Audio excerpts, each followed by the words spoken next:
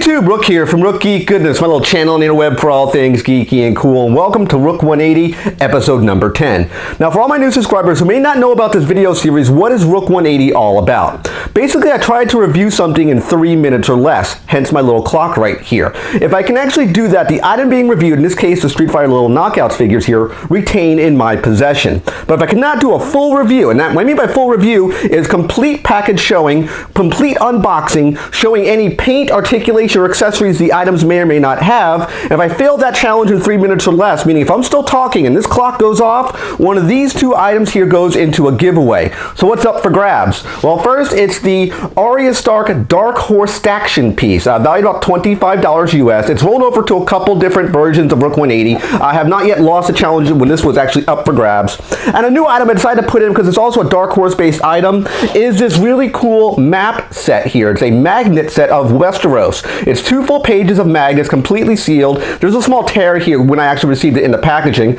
but this is a full complete set of markers that is a full map of Westeros from Game of Thrones. So these two items will be up for grabs if I cannot review these two items here in 3 minutes or less. So that being said, guys, I'm going to go on the clock right now. So I click the button and it's live. So what are we doing here? We're doing the Street Fighter Little Knockouts. I've done items like this in the past for DC. This is, of course, a Cryptozoic entertainment-based item. They had the DC Little Knockouts. We're doing Street Fighter Knockouts now. So the packaging looks really good. It's in these small little tin cans, about a 2.5 inch size PVC little figure. It's all one solid piece. There is no articulation with it. I'll put up close shots so you can kind of see what it would look like. And there are 2 mystery figures in it. It looks like there's a Bison and a Ryu one. So let's actually get into it. I have a very, very good feeling about this episode. I've done very well in the past. And we got Sakura. Ooh, we got Sakura. Nice picture of Sakura here. These are, again, PVC little figurines. Great amount of design and detail. Of course, she's wearing her kind of schoolgirl little outfit, kind of modeled after Ryu. That was her role model as far as I know in the Street Fighter Alpha series. But she looks really good. I do like Sakura. She looks really, really cool. I'm hoping to get a Ryu. I'd like to get my hands on a Ryu. Next one, can number 2. What can we do? And there is no articulation. It looks like we got Zangief. We got Zangief, the Russian wrestler. So he looks good as well.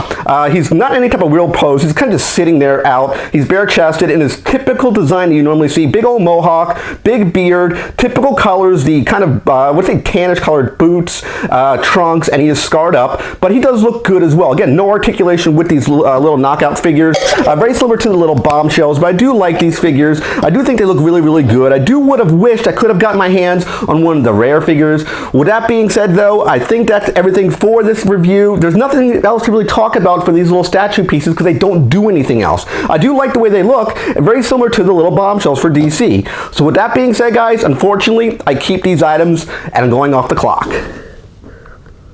So I did it with 1:11 to spare. I thought I would actually pass this challenge. I've done the little bombshells before.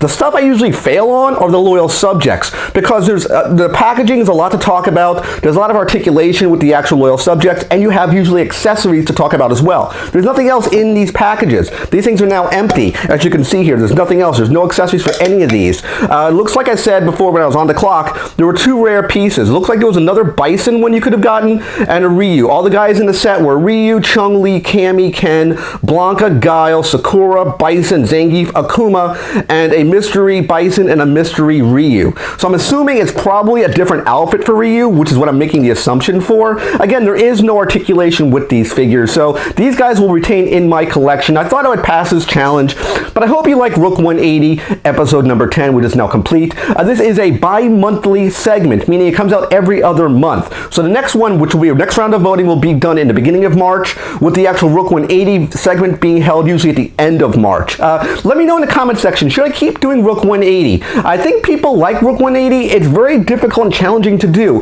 when you're going against the clock, when you only have one take. I did this in one take. I couldn't repackage this up and then shoot it again because it loses the emphasis and the nostalgia of what I'm pulling out of the packaging. It loses the effect. I can try to act my way through it, but that's not genuine coming to my audience. Definitely click that like button. Always click subscribe, which is a picture of my face. When you click the subscribe button, you get a little bell icon. Click that to be notified of my newest videos. And last but not least, you can click windows over here to watch more of my content. Take care, guys. I'll see you in the next video, and bye-bye.